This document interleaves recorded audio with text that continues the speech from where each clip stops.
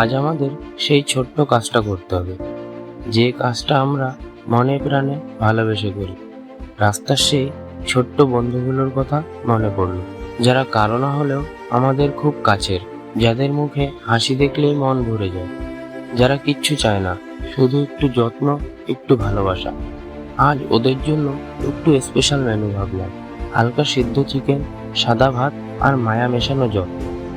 Chicken stew বানাতে বানাতে মনে হচ্ছিল আজ যেন ওদের জন্য কিছু ভালো করতে পারছি। এই ভাবনাটাই আত্মাকে শান্তি দিচ্ছে। কিন্তু হঠাৎ আকাশ কালো হয়ে এলো, ঝমঝমিয়ে বৃষ্টি নামল, যেন প্রকৃতিই পরীক্ষায় ফেলতে চাইছে আমাদের সংকল্প। এক মুহূর্তের জন্য থেমে গিয়েছিলাম, কিন্তু ততক্ষণে মনের ভেতরে কেউ বলছিল, ভালোবাসা কি কেবল রোদের দিনে হয়? তাই আর দেরি না করে খাবার গুছিয়ে নিলাম গামলায়। খাবার যাতে ভিজে না যায়, এর জন্য ভালো করে যত্ন করে ঢেকে নিলাম।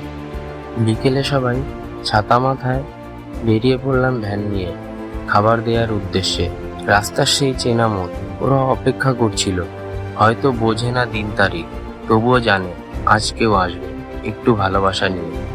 যখন ওদের খেতে দিতে শুরু করলাম, এক একটা ছোট ছোট লেজ দুলছিল, চোখে আনন্দের জল যেন।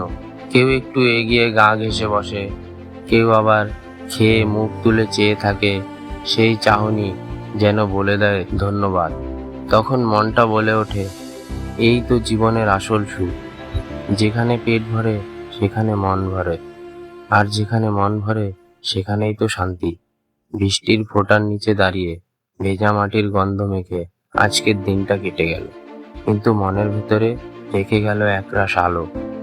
এরাও আমাদের মতোই অনুভব করে, ভালোবাসে, ব্যথা পায়, শুধু নেই ভাষা। তাই আমাদের ভালোবাসাটাই হোক ওদের ভাষা। আমরা আবার আসবো, কারণ ভালোবাসা কোনোদিন থেমে থাকে না, না রোদে না বৃষ্টিতে। ভালোবাসা বরাবরই পথ খুঁজে নেয়। ধন্যবাদ।